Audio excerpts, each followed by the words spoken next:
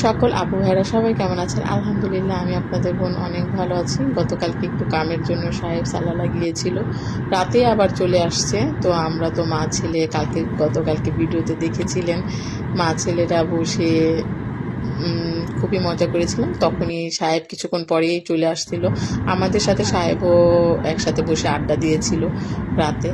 আর Oman Muscat শহরটা কিন্তু খুবই সুন্দর, রাতের ভিউটা দেখুন কি দারুণ।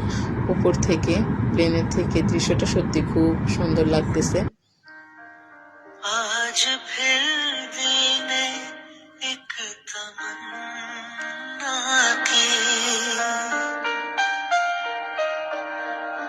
আজ ফির দিল নে এক তমন্না কি, আজ ফির দিল কো हमने समझाया।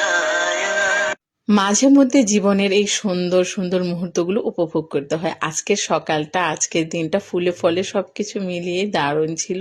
আর গানটা কিন্তু আমার কাছে খুবই ভালো লাগে। মাঝে মধ্যে এরকম নীরবতার গানগুলো একটু আনন্দ দেয়, সুন্দর চিন্তা ভাবনার ধারণার সাথে মিলিয়ে নেয়। আর আজকে দুপুরের জন্য যা যা রান্না করলাম, গরুর গোশত রান্না করেছি, একটু ওমানি মুরগি, আর সাহেবের জন্য মাছ ফ্রাই, আর ছেলেদের জন্য একটু আমি বেশি করে রান্না করি, যেহেতু প্রতিদিন রান্না করতেও একটু ঝামেলা হয়। আর নিজেকে একটু সময় দেই, সুন্দর মুহূর্তগুলো সুন্দরভাবে উপভোগ করি।